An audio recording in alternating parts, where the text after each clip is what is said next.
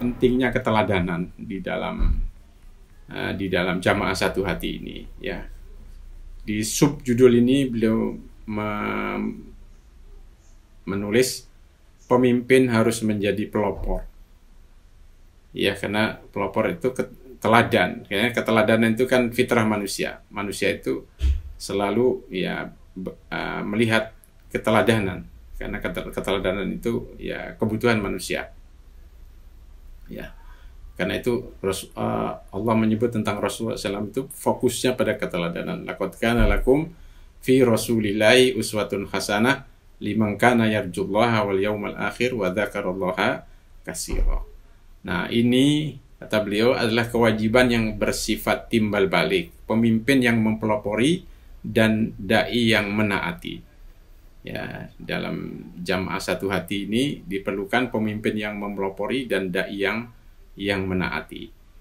Kepemimpinan harus benar-benar menumbuhkan sejak semula iklim amal bagi semua anggota sesuai perkembangan kemampuan mereka, pertumbuhan cita-cita mereka, dan keluasan wawasan mereka. Apalagi di zaman sekarang, ya, seorang pemimpin ya, dituntut memiliki wawasan yang lebih luas dan banyak baca. Karena ya para anggotanya bisa jadi ya bisa mengakses wawasan sekarang ini sudah sangat mudah sekali. Jangan sampai ketinggalan gitu. Semua orang bisa mengakses informasi, ya sementara kita sendiri belum mengakses itu, belum mengetahui itu, sehingga posisi sebagai teladan itu selalu dituntut untuk memiliki keutamaan dan kelebihan. Nah, jika iklim ini tidak ditumbuhkan, maka orang yang potensinya tidak tersalurkan pada derap langkah kebaikan pasti akan menghabiskan potensinya pada hal yang tidak baik, atau dikerahkan untuk menggilas Anda, kata beliau. Ini tentu berdasarkan pada pengalaman.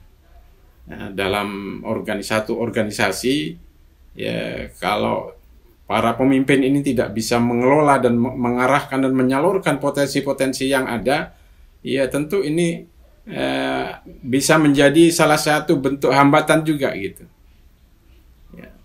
Karena itu diperlukan ya kepiawaian untuk bisa menyalurkan ya, potensi kebaikan-kebaikan ini. Kalau tidak tersalurkan, ya bisa bisa ya menimbulkan kegaduhan juga gitu. Saya punya pengalaman sedikit, dan ini sering saya ceritakan. Dalam satu kesempatan pernah ada seorang dai yang menurut saya sangat potensial. Ya, dia lulusan berlatar belakang syariah, bisa baca kitab gundul dan sebagainya. Suatu saat teman ini datang ke kantor saya karena saya mengelola travel.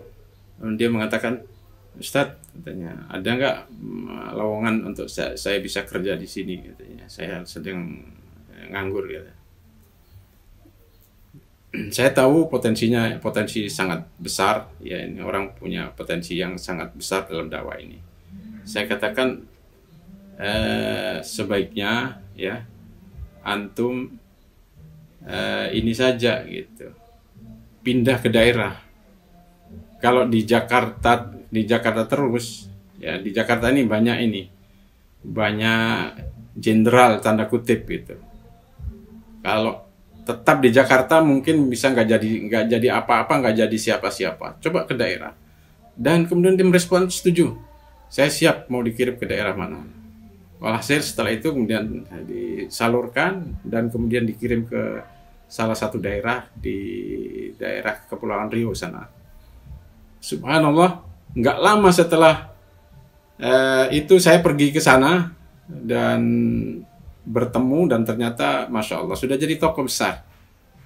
Ya, jadi anggota MUI, jadi tokoh masyarakat, ya, sudah punya rumah, sudah punya, Masya Allah, luar biasa.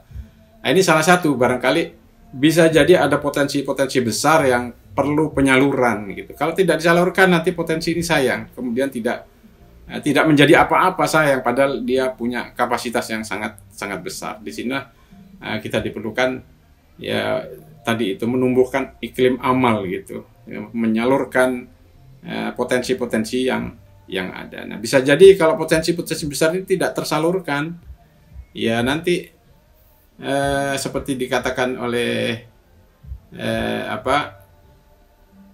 satu pepatah Arab itu, ya ini potensi dan sumber daya manusia yang tidak tersalurkan itu tak ubahnya seperti air bah dan banjir gitu. Dia akan mendatangkan kebaikan bagi orang yang pandai membuat selokan dan kanal yang bermanfaat. Tetapi ia juga akan menjadi ancaman bahaya bagi orang yang tidak memperhatikannya. Nah, sinilah seringkali ini kemudian menjadi hambatan. Nah, beliau mengingatkan setiap generasi adalah banjir dan air bah itu.